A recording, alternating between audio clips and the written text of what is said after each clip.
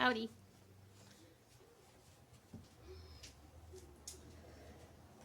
Okay.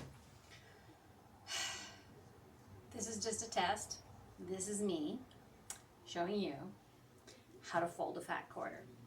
So I've got a handy stack here of pre-cut pieces. You cut a half a meter or a half a yard if you're in the States.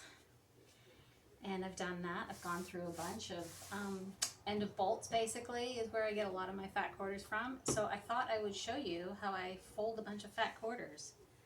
I have on my cutting table, I find it's really easy to do it here because I can just line everything up really super neat on my grid here.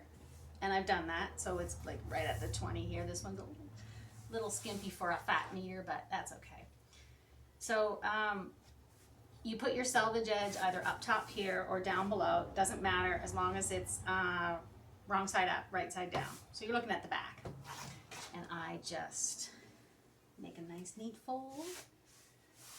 This is very easy. I just flatten it with my hands a little. That'll just put just enough of a crease in it. And because this is 20 inches wide, I can line it right up and use the 5-inch marks to sort of line up where my folds are going to be. So I just put a finger here at the 5-inch mark, and I just do this and bring it to the middle at another 5-inch mark. In this case, it's the 10-inch, but I mean, we don't have to be super picky. I could do this anywhere on the board because I'm folding it roughly 5 inches. And I just do the same over here to meet in the middle. So my two sides folded them to the middle. And look, it's so super nice and flat and even. Then I just fold one side over the other, give it another little smoothing out with my hands here. It's kind of like an iron, but different. Then I just give it a 90-degree turn, and I roughly line it up just with some grids so it's even. And about at the 4.5, so in between 4 inches and 5 inches, I just stick 2 fingers down like this because I'm just going to flip it over just like that. Doesn't have to be 4 inches, doesn't have to be 5 inches. It's just rough here. We're not going for scientific, just neat and tidy. And I've taken the top fold and just sort of popped it open like this and held it open a little like with my 2 fingers. And I take my raw edges here and I just nicely tuck them into bed right in that little fold. And I just spread my hands out just like this while I'm in that fold with those rough edges. And then I flatten it when I'm done.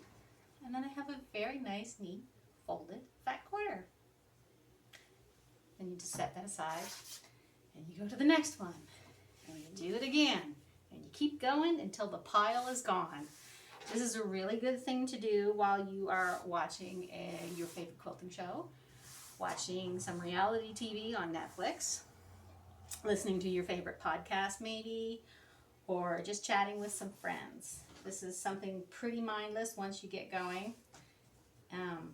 as long as you can stand for a while. You could do this sitting if you wanted, if you had issues standing for a long time. Sometimes I'll just do it sitting down. I like it nice and low enough. Got to be ergonomic. We're all getting old here.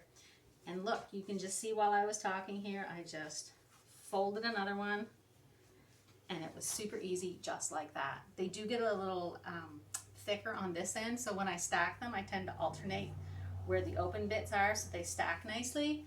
You can do this with your own fabric stash if you've gone through your collection and you have fat quarters that have gotten unfolded, or sometimes if you get fat quarters from different shops, they'll be folded in multiple different ways. And I just like to refold everything the same way so it's nice and neat. And then when you've got them all stacked, they look so new and so tidy and everything is gorgeous, and you can just sort of organize them in colors. And honestly, I tell people all the time that collecting fabric is a completely different hobby than actually sewing with your fabric. So feel free to play with your fabric, to fold your fat quarters, and I will see you next time. Bye. Let's see how that works.